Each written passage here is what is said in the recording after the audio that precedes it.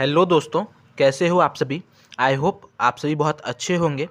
तो ये video RRB JE के लिए होने वाली है, क्योंकि हम सभी को पता है कि आरआरबी जेई का जो है एग्ज़ाम डेट अनाउंस हो चुका है और अब जो है करीब करीब जो है हमारे पास 30 डेज़ बचे हुए हैं, है ना।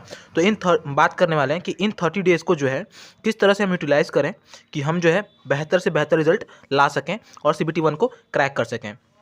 अगर बात करें कि ये वीडियो जो है किसके लिए होने वाली है, किन किन एस्पिरेंट्स के लिए हेल्पफुल होने वाली है, तो ये सबसे पहले तो बात करें जो एसएससी जेईई मेंस के लिए जो दोस्त थे, जो एसएससी जेईई मेंस के लिए प्रिपेयर हो रहे थे और एसएससी जेईई मेंस का एग्ज़ाम देने गए थे, उनके लिए। क्योंकि उन बच्चों की जो है एक ही मेंटेलिटी थी कि फर्स्ट ऑफ ऑल हम एसएससी जेईई मेंस की एग्ज़ाम दे लें, उसके बाद जो है हम आरआरबी जेईई की तरफ मूव ऑन करेंगे।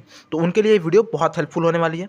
साथ ही साथ जो भी दोस्त ऐसे हैं जो ऑलरेडी आरआरबी जेईई की प्रिपरेशन कर रहे थे और चाहते हैं कि उनके प्रिपरेशन में एक बूस्ट आ जाए और ये जो 30 डेज़ हैं वो उनका बहुत ही इफेक्टिव और बहुत ही मतलब बढ़िया तरीके से बीते, जिससे कि वो अपने सिलेक्शन को अश्योर कर सकें, तो उनके लिए वीडियो बहुत हेल्पफुल होने वाली है। तो इस वीडियो को आप किसी भी कैटेगरी में लाइक करते हैं, आप जो है एंड तक देखिएगा, ताकि जो है आपको पूरी तरह से सब चीज़ें समझ में आए और आप जो है अपने प्रिपरेशन को एक नेक्स्ट लेवल पे पहुंचा सकें। फर्स्ट ऑफ ऑल मैं आपको आरआरबी जेईई का जो है एक छोटा सा ओवरव्यू देता हूँ। वो ये है कि आरआरबी जेईई का जो एग्ज़ाम होता है वो 2 पार्ट्स में होता है, CBT 1 और CBT 2, ठीक है। और एक चीज़ है, आप लोग थोड़ा सा इग्नोर करिएगा, क्योंकि यहाँ पे जो है वॉइस थोड़ा सा ज़्यादा आ रहा होगा, क्योंकि मैं जहाँ पे वीडियो बनाता हूँ वहाँ पे नहीं बना रहा हूँ, बाहर बना रहा हूँ थोड़ा सा, तो इग्नोर करिएगा अगर ऐसा कुछ थोड़ा सा वॉइस अगर आपको मिल रहा होगा देखने को, तो ठीक है। तो इस पे फोकस करते हैं CBT 1 में और CBT 2 में, ठीक है। यानी कि 2 पार्ट में हमारा एग्जाम होता है। बेसिकली जो CBT 1 क्रैक करेगा वही CBT 2 को मतलब CBT 2 की तरफ जाएगा। CBT 1 जो है वो प्योर नॉन टेक्निकल होता है, जबकि CBT 2 जो है टेक प्लस नॉन टेक होता है। तो यहाँ पे हम बात करेंगे सिर्फ नॉन टेक के लिए, मतलब CBT 1 के लिए, ठीक है। सबसे पहले हमारा गोल है वो CBT 1 क्रैक करना है, ठीक है। तो अब देखिए यहाँ पे आपको एक पॉइंट क्या है कि ये भी जो नॉन टेक है वो डिवाइडेड है 4 पार्ट्स में। मैथ्स 30 मार्क्स का आएगा, ओवरऑल 100 मार्क्स है। उन 100 मार्क्स में से मैथ्स आपका जो है 30%, यानी कि 30 मार्क्स का जो है वेटेज रखता है। उसके बाद बात करेगा रीजनिंग की, तो रीजनिंग आपका जो है 25 मार्क्स का वेटेज रखता है। जनरल साइंस 30 मार्क्स का वेटेज रखता है और फिर जनरल नॉलेज 15 मार्क्स का वेटेज रखता है, ठीक है। यानी कि ओवरऑल आपको जो है 100 क्वेश्चंस देखने को मिलेंगे। और समय की बात करें तो आपको जो है 90 मिनट्स का जो है समय मिलेगा एग्ज़ाम में। अच्छा, अब देखिए मैंने यहाँ पे जो भी चीज़ें आपके लिए सेटअप की हैं, जो भी चीज़ें पढ़ने के लिए सेटअप की हैं, वो कुछ इस तरह से हैं कि आपको सिर्फ ये चीज़ें कंप्लीट करनी है और अच्छे मार्क्स लाने हैं। अब इसमें आपको अपनी जो है एक्स्ट्रा रॉकेट साइंस नहीं लगानी। अगर आप ऐसे हैं तो फिर दिक्कत हो जाएगी, नहीं तो क्योंकि टाइम बहुत कम है। और अगर इस टाइम पे अगर आप सोचें कि नहीं हमको PhD करना है, हमको एक एक टॉपिक का एक एक सब टॉपिक पता होना चाहिए, तो वो तो नहीं हो पाएगा दोस्त। वैसे अगर है तो वैसे आपको 1 साल 2 साल लगेंगे बढ़िया तरीके से कंप्लीट करने में, है ना। ये कंपटीशन है, तो कंपटीशन में आपको जो है एक मतलब बेसिक्स अप्रोच लेके चलना है। आपको जो है सभी चीज़ें पढ़नी है, सभी चीज़ों को बढ़िया तरीके से पढ़ के जो है एग्ज़ाम क्रैक करना है, न कि PhD करना है। ये मेंटेलिटी आपको अपने अंदर से हटानी पड़ेगी और इस मेंटेलिटी को एडॉप्ट करना पड़ेगा कि हाँ ठीक है, मुझे जो है सिर्फ अपने मतलब एग्ज़ाम वाइज फोकस रहना, एग्ज़ाम ओरिएंटेड पढ़ना है ना। इस चीज़ पे फोकस करना, इस चीज़ पे फोकस करोगे तभी इस पूरे चीज़ को आप फॉलो कर पाओगे। ये पहले से एक वार्निंग समझ लो या फिर एडवाइस समझ लो। सोर्सेज़ की बात करें तो सबसे एकदम चीपेस्ट सोर्स की मैं बात कर रहा हूँ, ठीक है। हमें सोर्स में क्या क्या चाहिए, टेक्स्ट बुक का टेस्ट मतलब आपके पास पास और पास प्रो होना चाहिए, दैट इज़ इट। ये हो गया।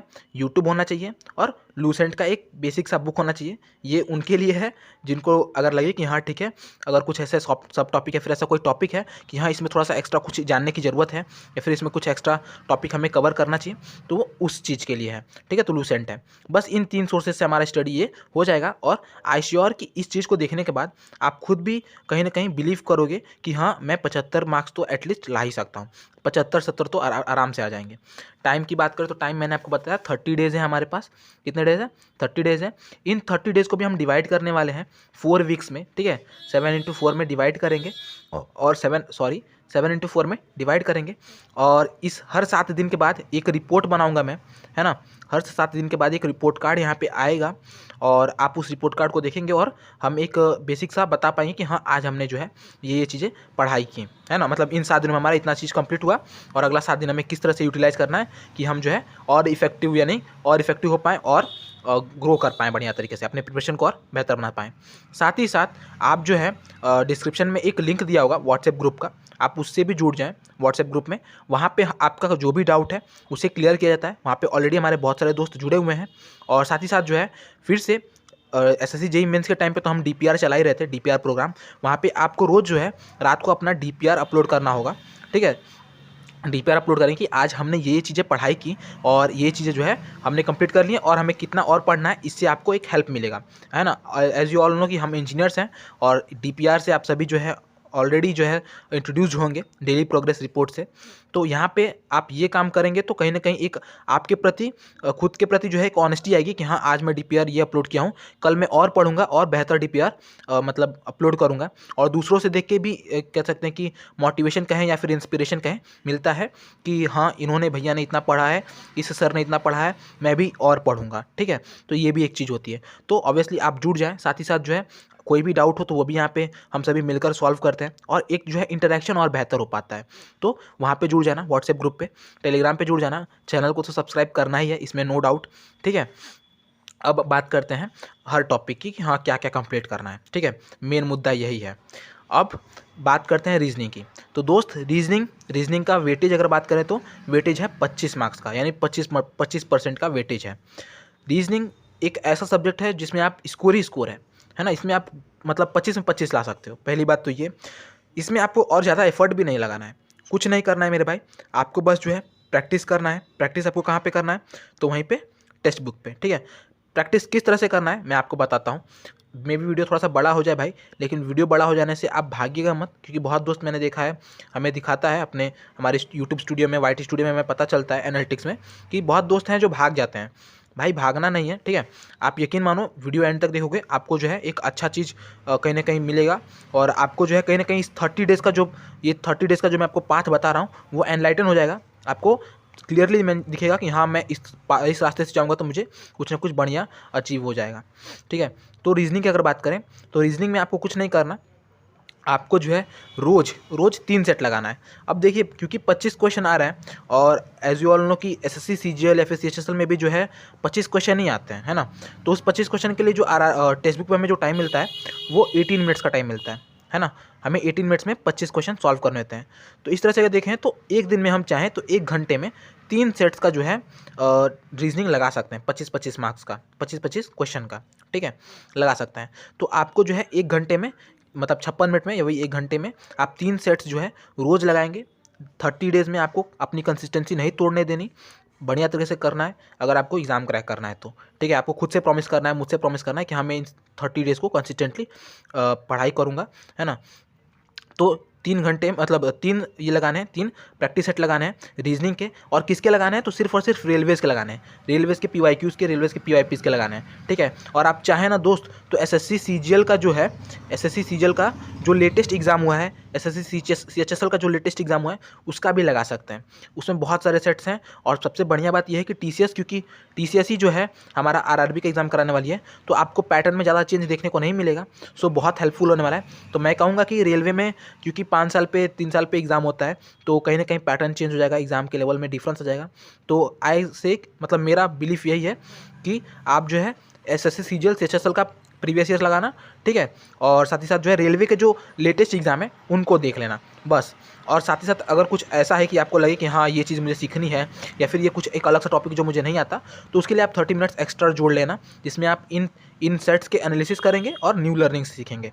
तो ओवरऑल जो रीजनिंग में है वो आपको 1.5 घंटे देने हैं यहाँ पे। अब देखिए क्योंकि टाइम हमारे पास बहुत कम है तो मैं ये कहूँगा कि आप जो है इन 1.5 घंटे 2 घंटे वाली कैलकुलेशन तो छोड़ दें, टॉपिक वाइज कैलकुलेशन करते हैं। इतना पढ़ने पे, इतना सब कुछ करने पे मैं कहूँगा कि ठीक है आपका रीजनिंग का जो है वर्क एक दिन का कंप्लीट हुआ। इस तरह से करके आपको 30 डेज़ करने हैं, तब आप 25 मार्क्स के लिए मैं कहूँगा कि एकदम लायक हो जाएंगे, आप 25 मार्क्स डिज़र्व करेंगे, ठीक है। सेकेंड है हमारा मैथ्स। रीजनिंग हमारा निपट गया, अब बात करते हैं मैथ्स के लिए। दोस्त मैथ्स में आपका 30 मार्क्स आने वाला है, यानी कि रीजनिंग से भी ज़्यादा मार्क्स आने वाला है, लेकिन इसमें थोड़ा सा मेहनत ज़्यादा है। इसमें आपको क्या करना है, इसमें आपको 2 चीज़ें करनी होंगी। पहला चीज़ है प्रैक्टिस। प्रैक्टिस किसके लिए, तो फास्ट कैलकुलेशन के लिए और इम्प्लीमेंटेशन के लिए। इम्प्लीमेंटेशन किसका, फार्मूलाज एंड ट्रिक्स का। तो सबसे पहले आपको प्रैक्टिस ज़रूरत है, दूसरा आपको चाहिए फार्मूलाज एंड ट्रिक्स, इनको ही तो इम्प्लीमेंट करेंगे इसमें। तो practice and formula and tricks की हमें यहाँ पे ज़रूरत होने वाली है। अब देखिए ये फॉर्मूला एंड ट्रिक्स मिलेंगे क्यों, कहाँ से? ऑब्वियसली हाई स्कूल लेवल तक का जो है हमारा मैथ्स पूछेगा, और हम सभी को पता है कि यहाँ पे जो है फॉर्मूलाज एंड ट्रिक्स जो है बेसिक, मतलब ये हमने पढ़ रखे हैं ऑलरेडी, है ना, ऑलरेडी हमने पढ़ रखे हैं। बस ये है कि हमें इनको एक बार रिवाइज करना है, एक बार से बस कह सकते हैं कि आप देखना है बस, है ना, ब्रशअप करना है।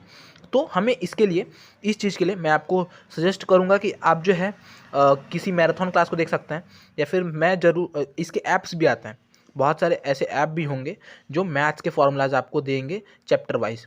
अब मैंने ऐसा कोई एक पर्टिकुलर ऐप खोजा नहीं है, मतलब सर्च करके नहीं रखा है, बट आप जुड़ जाइए व्हाट्सएप ग्रुप में, मैं आपको वहाँ पे बता दूंगा। और एक नई वीडियो भी आएगी जिसमें मैं आपको टेक्स्ट बुक को किस तरह से एक्सप्लोर करना है आरआरबी जेईई के लिए, उसमें मैं बताऊँगा। तो उसमें भी मैं आपको उस टाइम पर ही ऐप के बारे में बता दूँगा। बहुत सारे ऐप्स आती हैं, आपने हाई स्कूल में देखा होगा, हाई स्कूल के लिए एक डाउटनट करके आता था, और भी बहुत सारे ऐप्स आते थे जो कि सीधा सीधा सॉल्यूशन कर देते थे। तो ऐसे करके बहुत सारी और भी ऐप्स आती हैं जो आपको सीधा सीधा जो है फॉर्मूलाज प्रोवाइड कर देंगी, है ना, फॉर्मूलाज बहुत सारे दे देंगी, जिनको आप चाहें तो पढ़ के, देख के, उनके नोट्स बना के, नोट्स ना बनाए तो मैं, क्योंकि टाइम कम है तो नोट्स पे ज़्यादा रिलाई मत करना, स्क्रीनशॉट ले लेना और पीडीएफ बना के देखते रहना। नोट्स भी बना सकते हो, ऐसा कोई बात नहीं है, अगर आपके पास स्पीड है तो, है ना। ये चीज़ हो गई। तो इस तरह से आपको प्रैक्टिस एंड फॉर्मूलाज मिल जाएंगे। If you have book then well and good, if not then go for the app और some this type of smart work, है ना। आपको इस टाइम पे हार्ड वर्क करने की ज़रूरत नहीं है, स्मार्ट वर्क पे जाना है ना, स्मार्ट वर्क पे जाना है। और मैं कहूँगा कि अगर मुझे कहीं से पीडीएफ मिलता है तो मैं आपको पीडीएफ भी प्रोवाइड कर दूँगा, टेलीग्राम ग्रुप से जुड़ जाइएगा, ठीक है। चलिए, ये हो गई बात फॉर्मूलाज एंड ट्रिक्स की।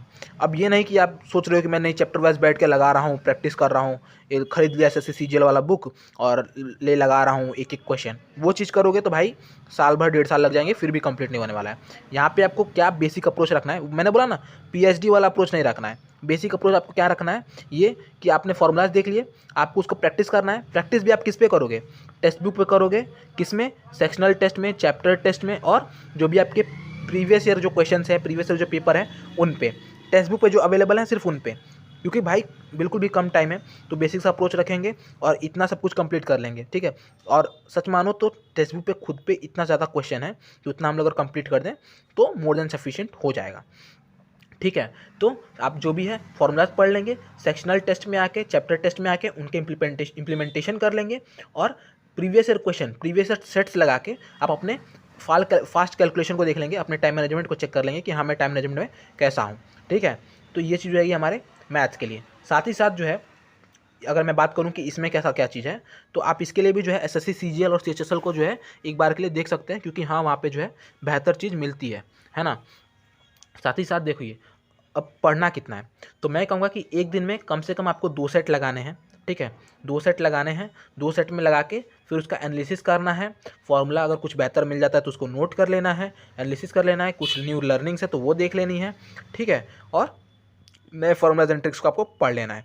इस तरह से करोगे तो मैथ में भी आप बहुत अच्छा चीज़ें अचीव कर लोगे। मैथ्स और रीजनिंग इवन बहुत बेहतर है, बहुत आसान है, आपको जो है मार्क्स गेन कराने के लिए बहुत, मतलब एक तरह से कह सकते हैं कि रामबाण है आपके लिए, ठीक है। इसके बाद हम जाते हैं जनरल साइंस की तरफ। जनरल साइंस की तरफ आप जब जाओगे तो इसमें आपको 25 मार्क्स मिलने वाले हैं, ठीक है।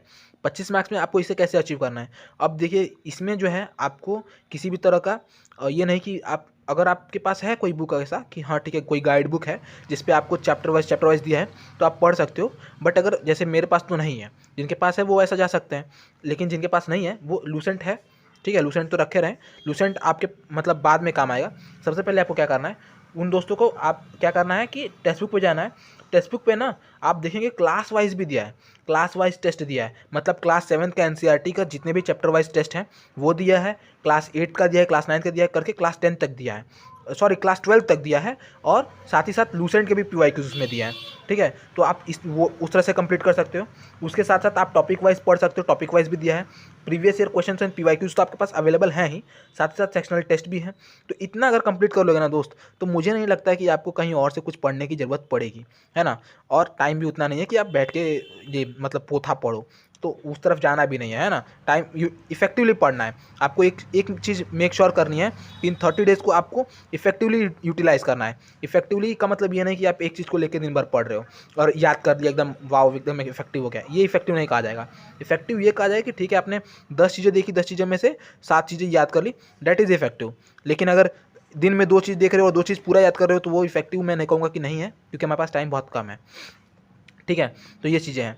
और साथ ही साथ हमें अभी रिवाइज़ भी करने वाला चीज़ रखना है ना, तो मेक श्योर करना है कि हम इन वीक्स में जो हमारे पास बच रहे हैं ना, जो 4 वीक्स मैंने आपको बताए, इन 4 वीक्स में मेक श्योर करना है कि हम 3 वीक्स में या फिर 3.5 वीक्स में ये सब चीज़ें कंप्लीट कर लें, और 3-4 दिन तो एटलीस्ट दे लें कि हाँ ये चीज़ें देख लें हम लोग, जो भी हमने जमा करके रखा है नोट्स, जो भी हमारे पास PDF हैं या फिर स्क्रीनशॉट लेकर रखा है, उन्हें एक बार देखना है ना। तो ये चीज़ भी मेक श्योर करना है। तो उस टाइम पे हम लोग जो भी चीज़ हमारी छुट्टी बची रहेंगी वो देख लेंगे।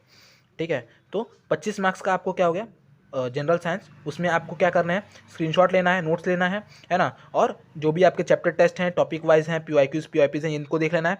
और देखिए, बस ऐसा नहीं कि टेस्ट दे के छोड़ देना है, एनालिसिस करना बहुत ज़रूरी है। रीजनिंग और मैथ्स का तो ठीक है, आप लगा लिए, सॉल्व हो गया तो छोड़ दो, कोई दिक्कत नहीं है।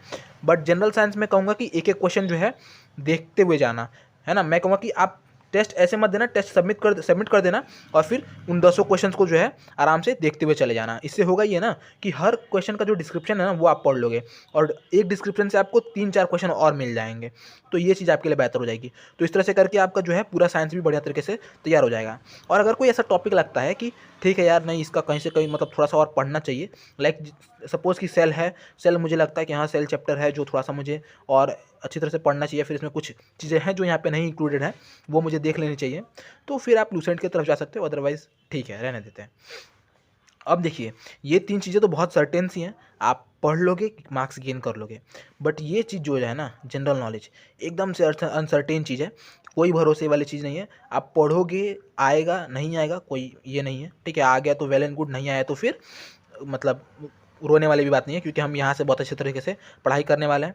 तो जनरल नॉलेज के लिए मैं ये कहूँगा ना कि अगर आप कितना भी पढ़ के जाओगे ना दोस्त, तो 15 में से 12 करोगे, और कितना भी कम पढ़ के जाओगे ना दोस्त, तो 15 में से 4-5 तो करके आओगे ही आओगे। ठीक है, तो यहाँ पे हम 12 मार्क्स के लिए नहीं जाने वाले, और ना ही 4-5 मार्क्स ले जाने वाले हैं, हम 20 में जाने वाले हैं ऑप्टिमम के लिए।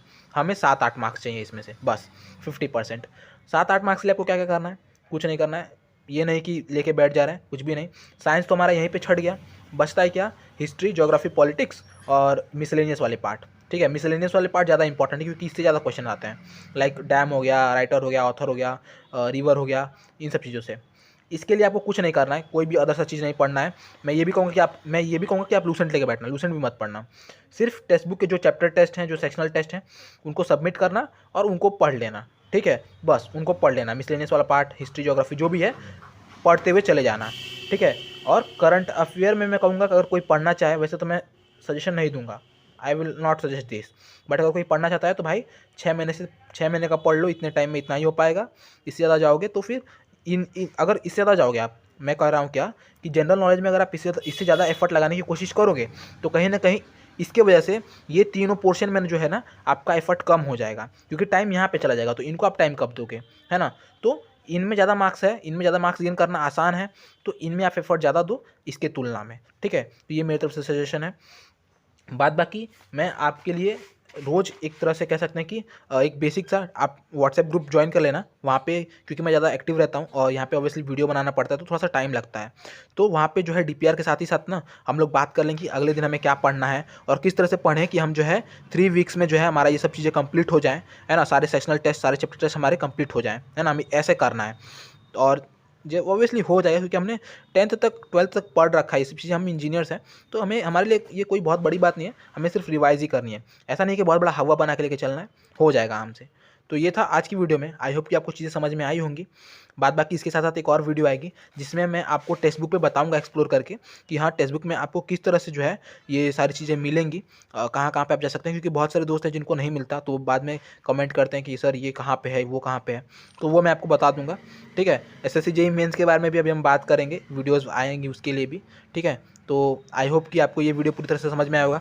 अगर आप नए हैं इस चैनल पे, तो प्लीज़ मेक श्योर कि आप चैनल को सब्सक्राइब कर लें, क्योंकि इस चैनल पे सिविल इंजीनियरिंग रिलेटेड एग्ज़ाम्स के लिए हम लोग जो है बात करते रहते हैं और मिलकर साथ में प्रिपरेशन करते हैं और अपनी प्रिपरेशन को और बेहतर बनाते हैं। जो भी ऐसे दोस्त हैं जिन्होंने अभी तक व्हाट्सएप ग्रुप को नहीं ज्वाइन किया, तो वहाँ पे भी वो ज्वाइन हो सकते हैं। और प्लीज़ बैकग्राउंड में अगर कुछ नॉइज़ आ रहा हो तो उसे इग्नोर कर देना, क्योंकि मैं आज जहाँ पे बनाता हूँ वीडियो वहाँ पे नहीं बना रहा, तो मे भी थोड़ा सा वॉइस आ रहा हो, क्योंकि बगल में ही रोड है।